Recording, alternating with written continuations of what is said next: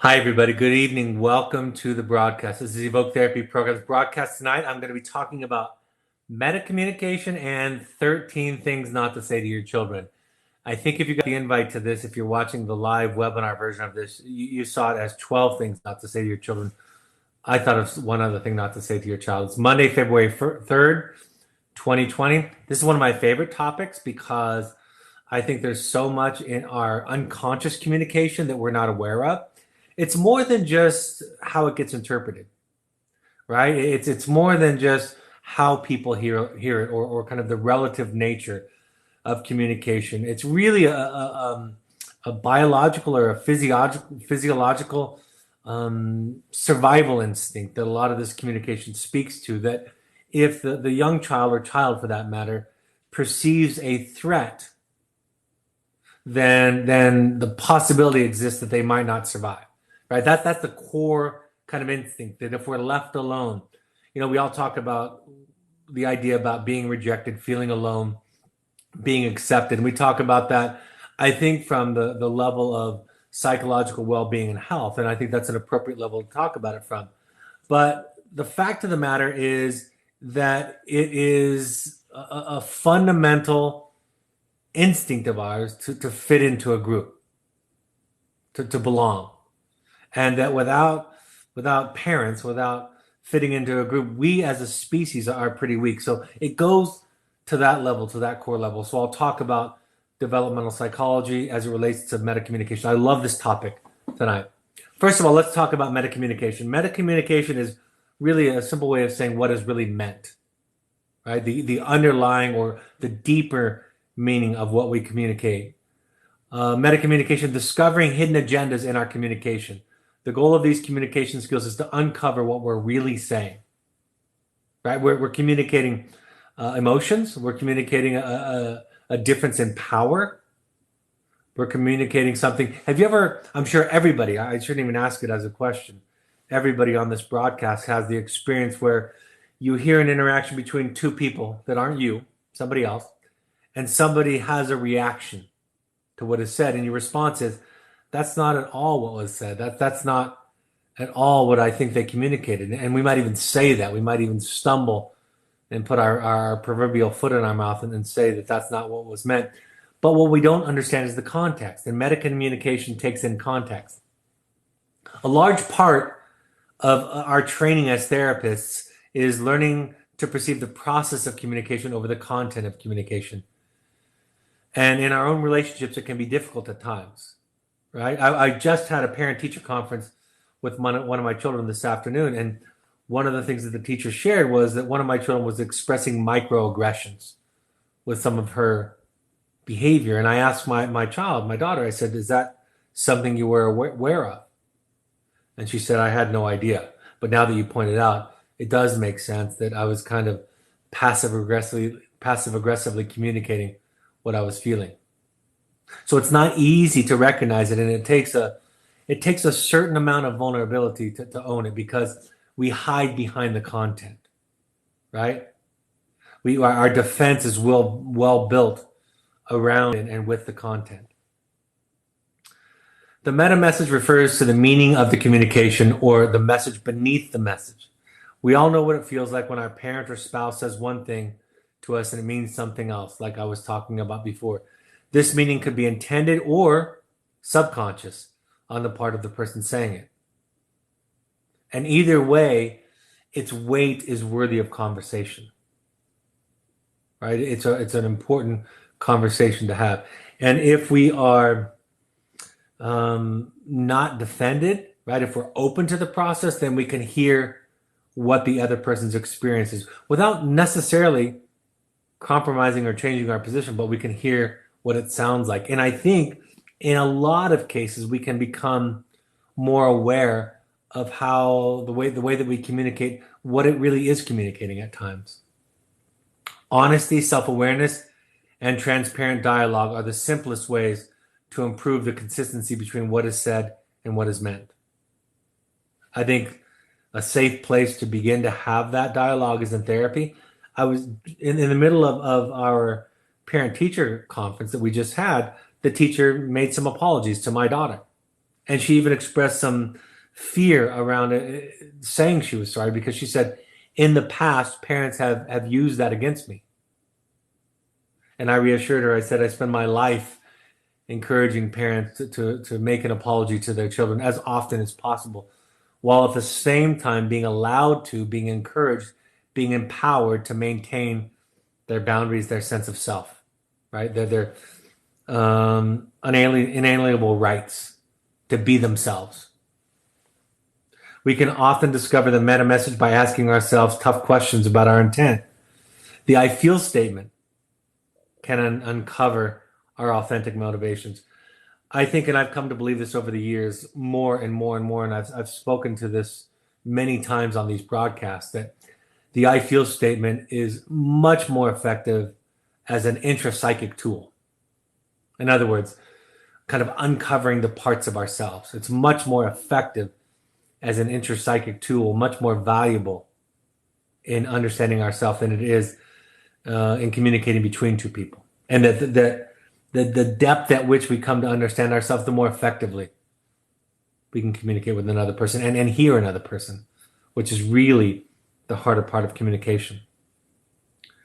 Healthy communication ultimately is about bringing integrity to what we are saying and what we are meaning.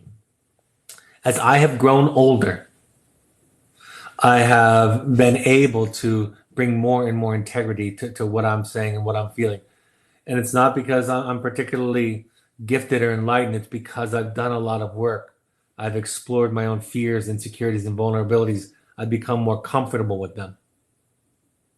And because of that, I can be more honest with other people. And so even in moments where I say something hurtful, unkind, sarcastic, passive aggressive, the list goes on. If I'm challenged, I'm more likely today than I was 10 or 15 years ago. I'm more likely able to say, this is what I was really feeling. I was really feeling scared or hurt or sad or embarrassed. And I was trying to protect myself in these ways. And that's really what the work is about, right? But that takes, for me, and for most of us, it takes a more secure foundation. So I came up with this broadcast originally a few years ago when I was asked by a reporter to talk about things to not say to your children. In fact, they asked me and some other therapists, list 2 things that we ought not to say to our children. And I actually listed 20 to begin with. Some of them are kind of combined in tonight's broadcast to where I have 13. But I realize there are so many things that are so common that we say that can also be so harmful. So I'm going to go through my list of 13 things not to say, which some might be obvious and some might be more subtle and some might be more about not necessarily the words that we use, but the meta communication, the meaning behind the words. The first one is don't feel ... For some of you, that's an obvious one, meaning that you know that gets said often. For others of you, you might say, well, why would anybody ever say that? I cannot overstate how common don't feel messages are.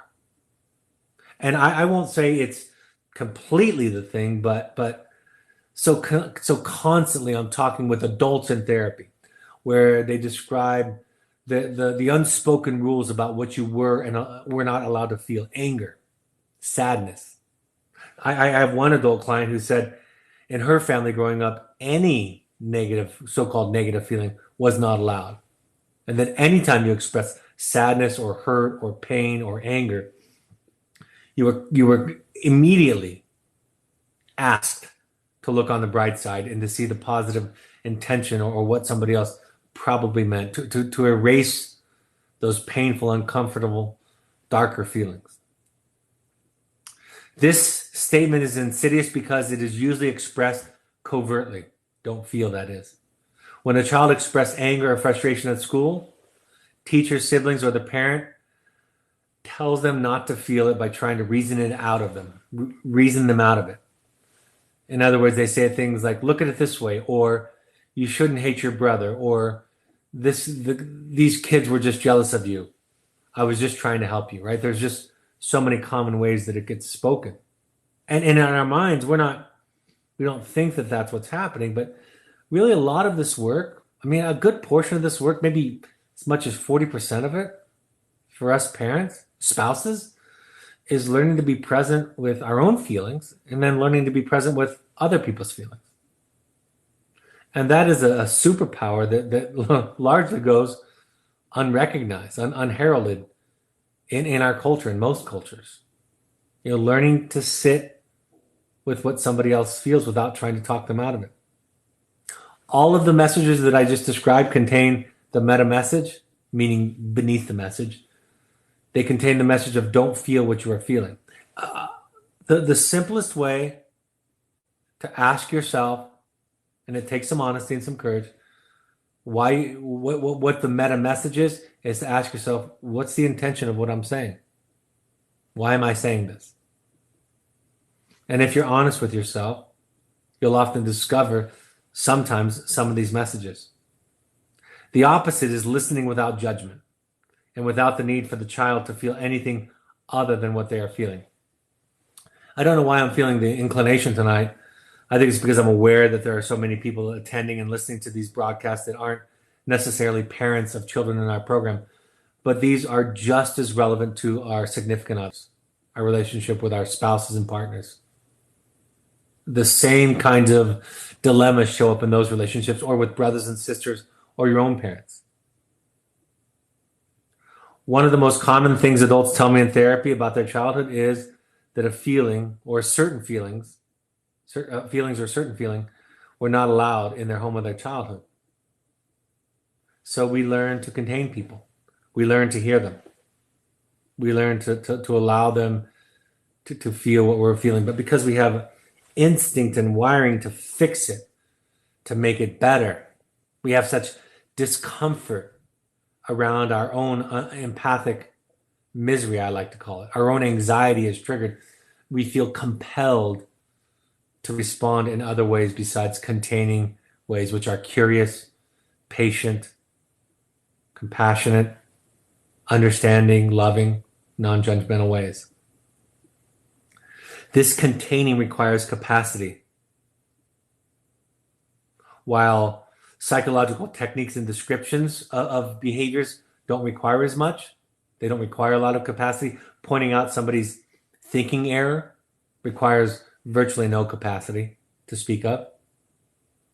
Correcting somebody's twist thinking, pointing out the devil's advocate position or look on the bright side, right? Those don't take a lot of capacity, and containing does take quite a bit. Listening, being patient, sitting with it. Number 2, you're too sensitive. This wasn't the exact phrase my mother used growing up, but there was definitely that message growing up, that when I was feeling, and I felt a lot, and a lot of our children feel a lot. A lot of the children in our program, when I say children, I mean young adults and adolescents, feel a lot. Spouses, adults feel a lot. The best way to deal with one's inadequacy around sitting with and becoming that capable container is just to tell the other person something is wrong with them, right? It's kind of like gaslighting. You're overreacting. You're being too sensitive. It's just another way of saying don't feel. But really what it is I'm overwhelmed in the presence of your feelings. The meta message is something's wrong with you. Something's screwy in your head. And the child learns to doubt themselves and the truth. Folks, most all of us say this. We're all guilty of it to some extent. In fact, the less guilty you are of this, the more aware you are of the few times that it comes through. If you think you're not guilty of this, you're more likely to be consistently guilty of this, right? It is. We were just in an airport. I think I said this the other day. I was talking to somebody because I hadn't had the broadcast. I was sitting in the airport with my wife in the Delta Sky Lounge in Minneapolis on the way home from New York City. And this couple and 2 of their young children walked by, and I was doing something on my phone or kind of minding my own business. My wife said, "Did you hear that?" And I said, "No." She said that father just told that young child to not be upset. The child said that they were upset, and the dad said, "Don't be upset." It was actually the child said, "I feel bad." That's what the child said. "I feel bad," and the dad said, "Don't feel bad." Again, maybe on the very thin slice of a surface, some of us might think that there's a virtue in that kind of what we would twist into thinking as consolation. But as they walked by and walked out of the Delta Sky Lounge, my wife said, "It's just incredible, isn't it?" And I was saying, of course, it's universal. We get told what to feel. We tell our children what to feel. And so saying somebody's too sensitive, you're selfish. It's similar, right? A lot of times what makes these comments so insidious, so destructive, is that we think we're doing it for the child's best interest. So we don't even just do it and then imagine ourselves to be neutral. We actually do it and think it a virtue and try to convince our child that we're doing something loving, virtuous for them. You know, you're too selfish is another way to say to a child, you know, your needs are too much, something's wrong with them. It's really fundamentally, I'm feeling overwhelmed. I can't give you what you need. And instead of dealing with that sense of inadequacy inside of me, which is a really, really hard thing to deal with as a parent, as a boyfriend, a girlfriend, partner, spouse, significant other, brother, sister, because it's so hard to deal with that in this relationship, I'm going to make you wrong. And when my clients, when people accuse them of being selfish in their lives, what I say to them is, I would never, virtually ever, I can't think of an example where I would want you to do something that I didn't think was going to benefit you in the long run. Some of them might be uncomfortable in the short run, right? In the short game, it might be a sacrifice. But I would never give you an assignment, offer a suggestion, not ideally, not if I'm doing well. I would never ask you to do anything that I didn't think would benefit you in the long run, right? Helping somebody across the street, I would encourage that because it brings you a sense of joy and meaning, connection and love and gratitude, so forth and so on. So again, this is something that I remember about 2 years ago, a year and a half ago. I was so frustrated with my youngest and I called her selfish. And this is not something that escaped me very often. This is one that I have some competency around. And there was this strange silence in the room because there were 2 or 3 children present. My wife was my wife was present. And my wife said to me after this awkward pause, she said, "What was that you just said?" And I said, "I just don't know. I think I just got overwhelmed." And it just leaked out. And it was ridiculous, right? It's an absurd thing to offer or to suggest to a child. Most people lose themselves in childhood and spend the rest of their lives trying to find that inner child, that authentic self, right? We ask children to deny their needs because they overwhelm us. The thing that's really happening here is that the parent's capacity is limited and they are asking the child to get smaller to fit within the narrow bandwidth that the parent has access to at that time. And again, our bandwidth varies over time and throughout the day, so it's not consistent. And this is one of the ways that we ask our other to get smaller. Next one, I do everything for you. There's some typos in this one. I apologize. I do everything for you, or even I would do anything for you. First of all, it's not true. And it's not even an ideal, right? Even though so much of the work that I do with you all is child-centered, that must be built on the foundation of an adequate, healthy adult self, which not all of us have. Right? Most of us have pieces of that missing because of our own inadequate parents and inadequate childhood, less than perfect childhood. So it's not even an ideal. And in many cases, we strive for this. Mothers more than fathers often, right? Because it's culturally expected of them. It is part of the feminine, right? To sacrifice self for other from the very start of life. They're giving up their body after birth. They're giving up feeding the child from themselves, right? It's there. It's intrinsic. But it's not ideal. It's a threat to the child, and it gives the child an overwhelming sense, an overwhelming burden that they have to take care of the parent. That's the irony. One of the most damaging things, I talk about this idea of the unlived life of a parent, the inadequate self of a parent. Because then the child has to carry it. And it leaves no place for the child to be hurt and angry and upset, right? If I am a saint, if you are my child and I am a saint,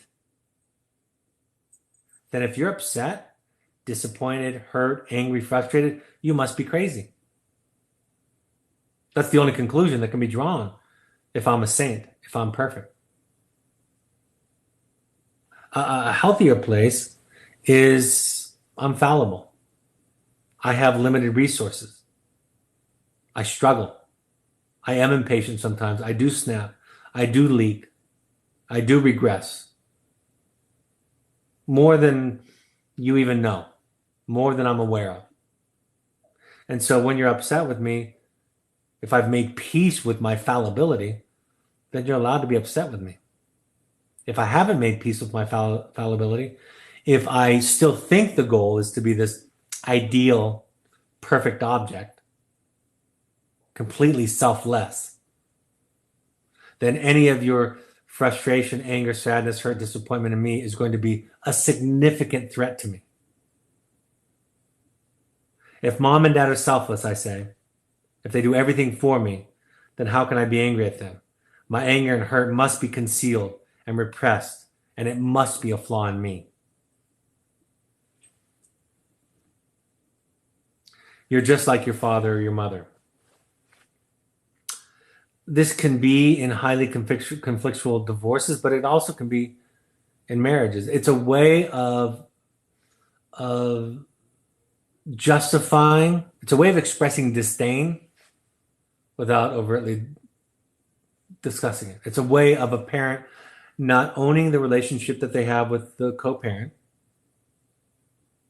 and triangulating or putting the child in the middle. And it's passive aggressive, microaggression, right? It's not okay. Now, if you mean it for positive, it's a totally different thing. But I'm suggesting it in the context of when parents talk about a child's struggles, especially in our program, and says it's because of their father, it's because of their mother. The fact of the matter is, even if the father or mother has a significant amount of contribution to it, you talking this way creates a divided loyalty, an either or for the child, a split in the child. To express loyalty and love to you, they have to then be angry at, blaming towards, set against the co-parent.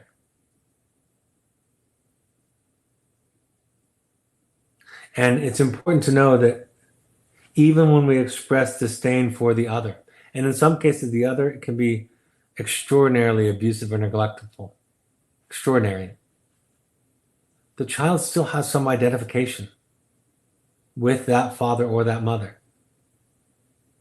And so while we might imagine, we might deny the reality of the idea that we can express our derision or anger or frustration toward our co-parent, our ex-spouse, and that it'll be contained there. the child still sees that parent as a part of them. Doesn't matter what they say, it's still part of them. I remember not my first professor, but one of my favorite professors, she used to treat small children. And one of the things that she taught us very early on, I've talked about this before, is that when a child came into the meeting with a teddy bear, that she treated the teddy bear like it was the child. And in a way, it is the child. It's the child's identity with the teddy bear that it's a part of them.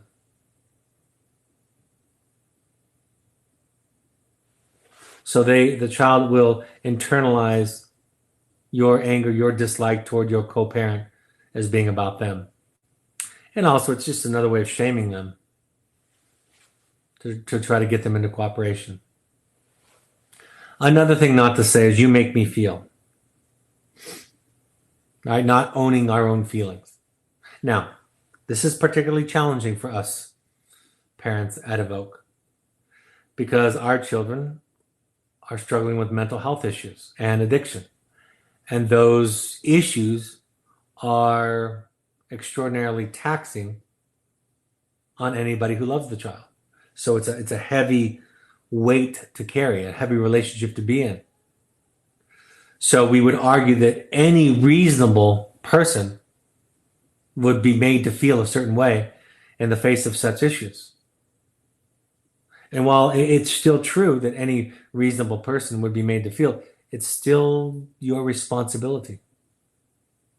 That's why we provide so much parent support. It's not because you're the cause of all evil, not at all, but because you need more support when you have a child with a learning difference, with a mental health issue, a child that's different than you, a child with an addiction. You need more support to be able to show up for the child. So the idea is to learn to own your feelings. You're modeling responsibility, right? When we blame other people for what we're feeling and make that our focus, we're teaching our children to do the same thing. You know, they could say the same to us, and they do say the same to us. When I was talking to my child's teacher today, what I wanted to say to her, and I didn't have the time, was I wanted to say, I don't live in a world, not at least, right, what I strive for, what the ideal that I strive for. I don't live in a world where this is a right or wrong zero-sum game. I aspire to a place where you get to be you and feel what you feel, and I get to be me and feel what I feel. That's the ideal that I strive for. I fall short of that consistently, constantly. But that's what I strive for. And it just demonstrates a lack of awareness of our own intrapsychic processes. By the way, I don't say this on this slide, but I want to make this point. I think that sometimes when we talk about not saying things like you make me feel happy, sad, scared, frustrated, angry, whatever it is, that then we assume that the opposite of that is I choose to feel happy, sad, scared, angry, frustrated, etc. And I don't think that's true also. The example that I've given many, many times, if you go to pat me on the shoulder and I kind of shrink or kind of twitch out of a fear that's wired into me, it wouldn't be accurate to say, maybe I've been abused by my father, but it wouldn't be accurate to say that I'm choosing to be afraid of your touch, but it is mine to cope with and deal with. And if I go to therapy and if I work on it, I can learn that everybody who touches me on the shoulder is not trying to hurt me. So in that way, over time, long periods of time, I can choose not to feel afraid when you touch me, but it's not accurate to say we choose to feel happy, sad, scared, frustrated, angry, disappointed, embarrassed, etc. I think to reduce it to choose to feel doesn't make any sense at all. It's really no more insightful or enlightened than you make me feel. Neither one is true. Ownership is that middle ground, that middle path. It's mine to own, mine to feel. A great reference, if you want to read more about this, is the 4 Agreements, where he talks about in one of the agreements. So You should,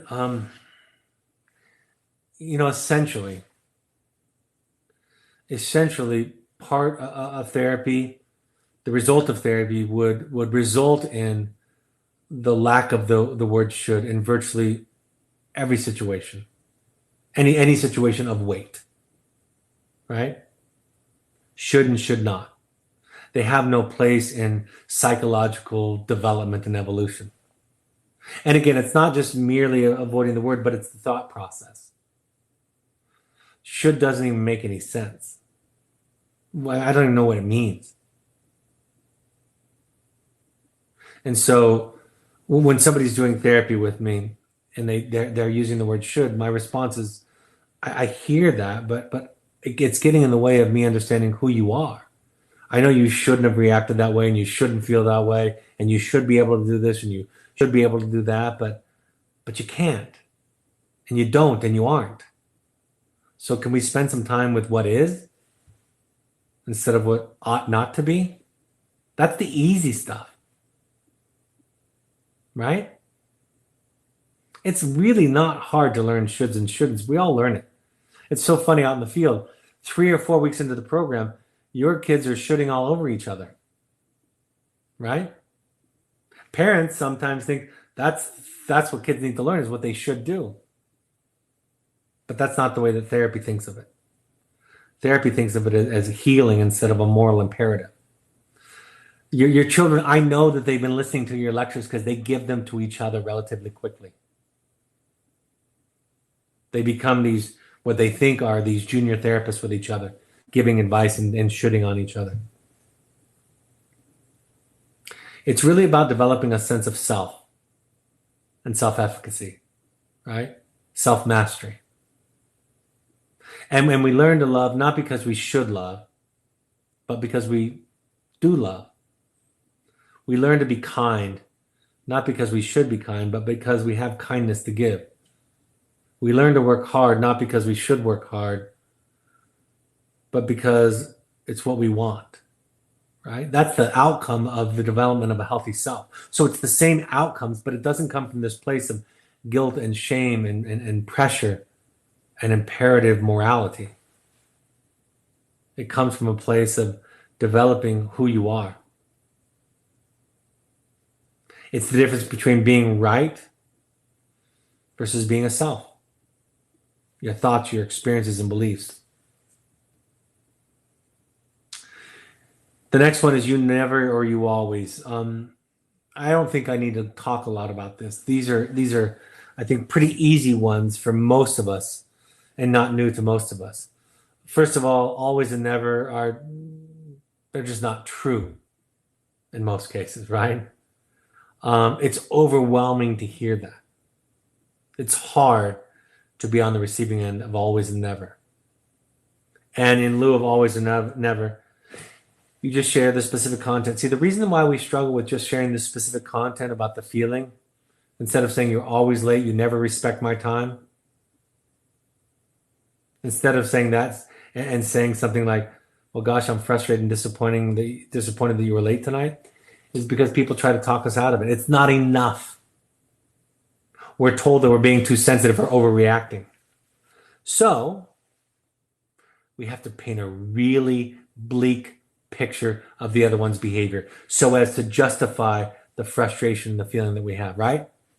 But if we grow up or get cooked in the soup of being a self, if we learn to repair some of our own childhood wounds and start to raise our children in the soup of being a self instead of being right, then people just get to feel what they're feeling and they don't have to justify it by extreme positions, exaggerations.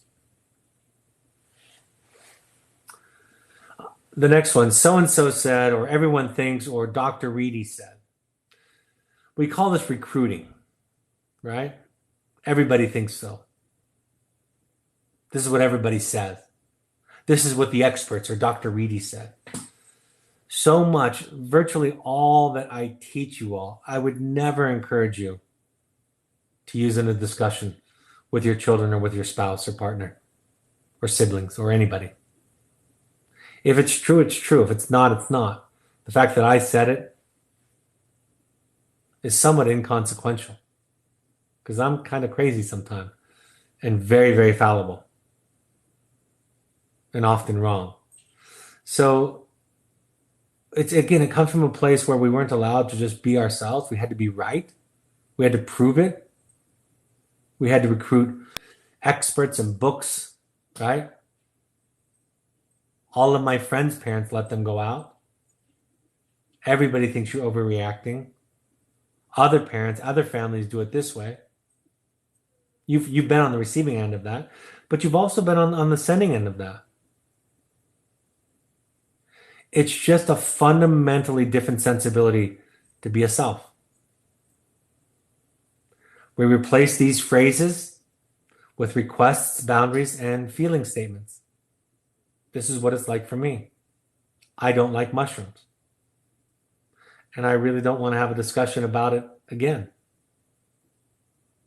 And I might be wrong. I might be crazy. You're right. I might not have tasted your grandmother's recipe for fried mushrooms. And I'm okay with that. I get to be me. Here's my boundary. These other recruitments are about being right and making the other person wrong. And just because more people are saying it and experts believe it, and even Dr. Reedy says it, doesn't make it true. I did this today with my daughter. This one is you feel, and then you basically take away somebody's defense and you pierce their armor and you expose their vulnerable feelings. My therapist taught me many years ago that children need their dignity. And that we would be wise to not expose children before they were ready to expose themselves. It's kind of like outing somebody, right? It's their right to out themselves. Ideally, we provide a safe place, a safe context for them to out themselves, whether there be something as significant and personal as their sexual orientation, which is where that phrase comes from, or something more everyday, very typical, very average, like how they're feeling. Scared, embarrassed, sad, hurt, powerless, jealous, afraid, whatever it is. We do it because it's our need, not theirs, right? It makes us feel good. So we can maintain our boundaries with what we know, what we believe, without exposing them. In attachment theory, we talk about serve and return behaviors, right? Meeting them where they're at. Meeting them on their level. And when we were having a parent-teacher conference, I embarrassed my daughter today. Foolishly. And at one point, I suggested that my daughter be allowed to leave the room so that we could just talk amongst us adults, because it wasn't okay for me to do what I did. We do this because setting boundaries are harder. We want to prove what's going on with the other person as a justification for our boundary, instead of just operating from a boundary in a place of, this is my boundary, this is my feeling. Right? It's about being an adult and not requiring the child's approval, the child's agreement, consensus on the issue at hand. The next one, you're so smart, talented, and gifted. I didn't know this one until many years of being a therapist. Probably until about 10 or 15 years ago. I didn't know that it ruins kids. There's great research by Dr. Carol Dweck on the growth mindset. You can Google it. DWECK, Carol Dweck. In the book Nurture Shock, there's a chapter on the inverse power of praise. The research tells us that when we tell children that they're smart, talented, and gifted, that it ruins them, that it puts pressure on them, that there's nowhere to go but down from there. That when we tell them they're smart and talented, that they're more likely to cheat or choose easier tasks because the risk of failure is too great. Everything rests on them maintaining that place that on the pedestal of being smart or gifted. So we learn to praise effort, right? We learn to praise something that they're in control of. When children's effort are praised over their talents or gifts, they tend to choose more challenging tasks. They tend to cheat less. They tend to take healthy risks. The other thing that happens is that children start to equate praise with love and affection, right? It gives them a sense of belonging. The next one is I'm proud of you. And this is a sometimes thing. This is a Dr. Brad Reedy thing. I try and steer away from this because so many times it loads very heavy on the child. It's not their job to make me proud, right? It's not their job to live their life for me. And there's something about the phrase I'm proud of you that almost makes it about me, the father, that my child then becomes a reflection of me. And that conversely, the child can embarrass me, humiliate me, disappoint me. And think about the harm that's more obvious in that. The somewhat the inverse of being proud of. What if my child is struggling with an addiction, an active addiction, or an active eating disorder, or a learning difference, or a mental health issue? Can I still be proud of them? And is that even important? I think I've said this to you. My mother tells me these days, she's told me for the last 10 or 15 years how proud of me that she is. And there's no disrespect intended in what I'm saying, but it doesn't matter to me. It's not, and I gave up some time ago, actually when I was a teenager. I gave up some time ago trying to make my mother proud. It was a destructive influence on my life to worry about what my mother and father thought about me. And it doesn't give me a sense of true north, of a moral compass in my life. She believes and has different values than me. And I try not to do that with my children. I don't always do it. And there's been a few times, I would say about once or twice a year, I might say to somebody, there's no other word to say it except for that I'm proud of you. But it's a rarity, and it's not their job. Again, it tends to equate praise with love. It tends to suggest the opposite, which is that our children can make us unproud. Like I said, it's not their job to make you feel proud. Tends to make it about you and not about them. They start to seek an external reference point for esteem, right? It sets them up, it wires them to be more susceptible and vulnerable to peer pressure. Because it's so easy to disappoint mother and father, and therefore I'm going to seek out peers where I feel accepted. The idea is to value the whole person, to help children understand that all parts of them have value and meaning and richness to them. And that even in their mistakes, right, even in their wounds, there's some wisdom, some strength, and some energy. And being proud doesn't tend to emphasize the value of mistakes. There's so much value in the mistakes, in the detours. Next one, I was doing the best I could with the best of intentions. Those are kind of two statements. It's a subtle way of dismissing somebody's hurt. Why are you saying it? And essentially, we say those things because if you can see it from my perspective, you won't be angry, you won't be hurt. Whenever I'm doing work with anybody and I hear somebody say, well, they didn't have negative intentions or bad intentions, my response is their intention was to protect their own anxiety. That's the intention. There's no virtue in that, right? There's no necessarily negative quality in that, but that is what it is. It's just that. And so intentions doesn't matter. It's just, are they hurt? Are they upset? Are they angry? And they get to be that way.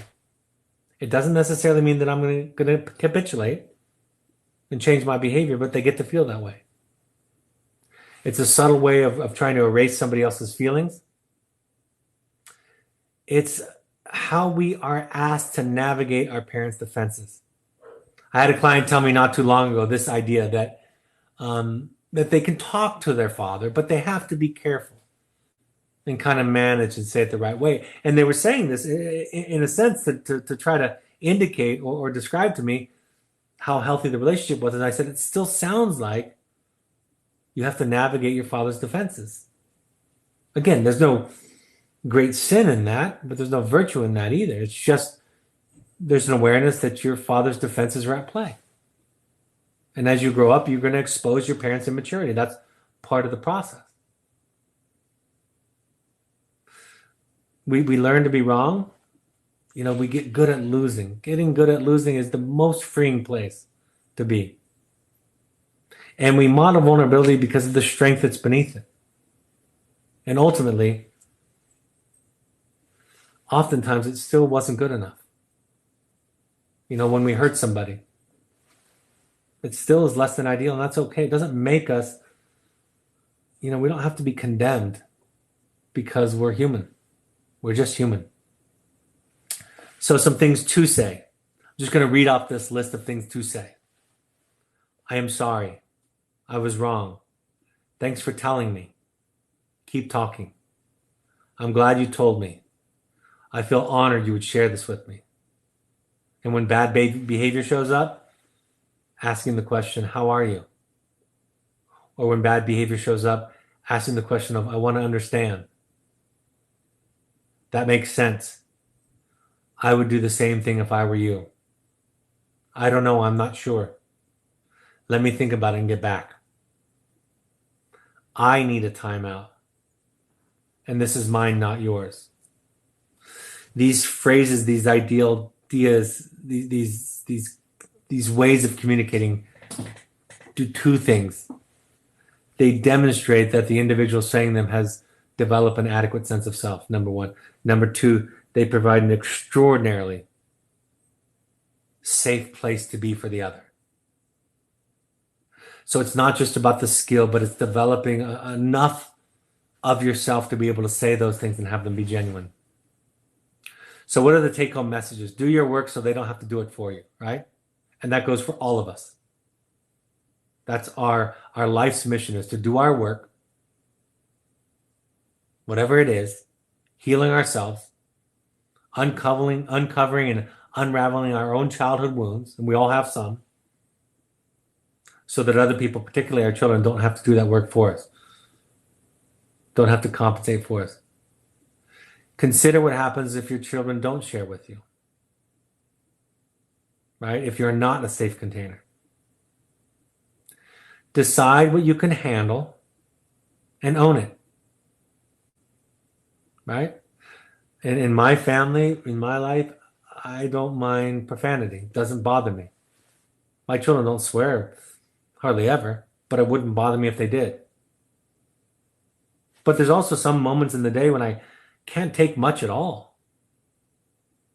But it's mine to own. And wherever the line is that you want to take, you're allowed to take it. You just own it as yours. And that's different than being right. It's just yours. If I was in your home and profanity wasn't allowed, that's the rule that I would live by, or I would deal with the consequences, right? It's okay. If you have to go to church on Sunday or synagogue on Saturday, that's the rule, but it's yours to own. Decide what you're willing to tolerate and then own it. Do enough of your work so that you know what you're saying, so that you more and more throughout time bring into integrity what you're really meaning and what the words are that are coming out of your mouth. And if we learn to listen more, really listen in deep ways that these ideas tonight suggest, children will end up telling us all that we need to know. And we'll hear better. Listening is the thing that we need. The children need more than lectures, solutions, sermons, answers, pep talks, reframes, rebuttals, justification, or explanations. I think a lot of parents are hoping that the child will be open to all those other things, but they just don't need it. somewhere in the ratio of 1 to 20. 1 part lecture or pep talk to 20 parts listening. Get comfortable with not knowing. With being a self, really, is the idea. All right, I have a couple questions that have come on. One general question come up, said, do you plan to put the webinar on the book review of Breaking Up with Sugar in your webinar bank? I missed it live and still want to check it out. Yes, that's just a mistake. I'll fix that. Somebody asked the question, what do you teach our children or spouses to do when they are confronted by one of these 13 things? Using an I feel statement, what else do you recommend? I think just talking about it, slowing it down. Don't turn into the communication police. A lot of children, young adults and adolescent children in our program, turn into the communication police. Harriet Lerner, in her book, The Dance of Anger, which is really a book about boundaries, talks about the obnoxious stage of therapy where people just police each other and confront each other when they make slip-ups. That's just weaponizing the skill. So you just talk about it. An I feel statement is great. I would say, secondly, and maybe even more important, is strike while the iron is cold. Don't bring it up in the moment where it's heated. Bring it up in the moment where it's calm. Hey, I noticed that sometimes we're not in a fight or an argument right now, but the other day this thing came up and I want to talk about it now, because then it's not heated, right? The fight or flight response is not being triggered. So it's easier to communicate. Somebody says, while during this broadcast, my son, who normally does not speak to me, sent me a text. In the text, it was an announcement where he was named the dean's list for the fall semester at his university. I feel he wants me to acknowledge his success and efforts. I will respond that I'm impressed with his efforts that resulted in his making the dean's list. So hard for me not to say proud, the proud word, but I know now what his accomplishment is about, and it's about him, not me. Thank you for continuing to teach us about communication. I'm healing by doing my work. There is no other way. This is the way to make a better relationship with my son. Yes, he went to your program and other aftercare. My work has been as important. Thanks. Wonderful. There's room for praise for somebody's accomplishments. Congratulations. You can be real proud of yourself. You know, my son, who's graduating from high school this year, has been extraordinarily successful academically. And it's taken me a long time to shift from you're gifted and you're a math genius to, and I've said this to him as of late more often because of these ideas, you work your butt off. You know, you have worked as much as I've seen anybody work. And yes, your test scores are off the charts, but that's a testament to the fact that you've put in more time than anybody else from a really young age. My oldest child, my 27-year-old, is a really, really talented artist. And I have never seen anybody work harder at their craft than my son. Again, from the youngest age. And I'm learning, and I've learned with this work to talk about the effort that he put in. All right, folks, upcoming parent support groups. I'll be in the Bay Area on Wednesday, February 26th at 7 p.m. at the San Mateo Marriott. We'll have somebody in Portland, Oregon on Friday, March 6th at 6 to 7:30. And in Southern California, Sunday, April 5th. For more information into RSVP, please contact and email Keisha@evoketherapy.com. That's Kaysha, Keisha@evoketherapy.com. Our next parent workshop that we ask all parents to go through is February 15th in our Oregon program. Please talk to your Evoke therapist and see if the timing is right for a field visit. We ask all parents to go. We hold one of these once a month, so we ask you to go. Then we have one in March, on March 7th, in our Utah program. Again, RSVP or inquire by emailing Keisha@evoketherapy.com, Kaysha. If you want to do a deep dive into your work, I can't think of a more valuable use of your time and resources than our Finding You intensives. February is full. We have, I think, one spot left in our March Finding You. That's March 4th. And then April 15th is the one after that. I'll be in England May 8th through 10th. That will fill up. And then we have a Finding You 2, which is almost full in July 15th. Email intensives@evoketherapy.com or go to our website for more information. We have private couples, families, and individual intensives also. Pursuit trips are outdoor trips of any length of time customized for your family or young adults. We ask all parents to attend 6 12-step support groups, any combination of Al-Anon, CODA, or Families Anonymous. You can also go to adultchildren.org. Alateen is for teenagers. Refuge Recovery is a Buddhist-inspired recovery program that has less of an emphasis on a higher power. The National Alliance on Mental Illness, NAMI.org, is a great place to go for free resources and classes in your area. All of these broadcasts are available on your favorite podcast app. On your iOS iPhone device, use the podcast app. On an Android device, use the SoundCloud app, or go to soundcloud.com on your computer. Find us on Twitter and Instagram using the handle @EvokeTherapy, and find the Evoke Intensives program on Instagram using the @EvokeTherapyIntensives, @EvokeTherapyIntensives handle. On Facebook, you can find us by searching Evoke Therapy Programs, or you can find the Alumni Foundation on Facebook by searching Evoke Family Foundation. The Evoke Therapy blog is on our website. My new book, The Audacity to Be You, Learning to Love Your Horrible Rotten Self, follows the journey of the heroic parent. The Audacity to Be You comes out on February 24th, February 24th, 3 weeks from today. It'll be available for pre-order here in the coming week or two. You can also go to the Parent Alumni Foundation book page on Amazon using the Amazon Smiles program, and then a percentage of the proceeds goes toward the foundation that helps people who can't afford therapy. Any other questions for this evening? Had a good attendance tonight. Maybe I'll change this to 5:30 more often and mix it up a little bit, because that's a lot of really good attendance. Thank you for joining us. My next broadcast, I think I told you last week it would be this, but I had to move it back. I'm going to be reviewing The Dance of Connection by Dr. Harriet Lerner. That'll be next Tuesday, February 11th at 7 p.m. Mountain Time. So it's a book along with, we've done The Dance of Anger, we've done The Dance of Fear. I love Dr. Lerner. I love her work. She's a fantastic, insightful therapist and author. So I look forward to sharing that with you.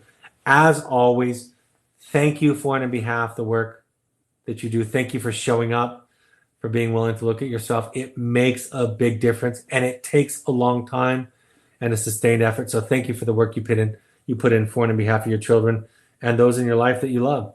Take care, and I'll talk to you next week. Bye-bye.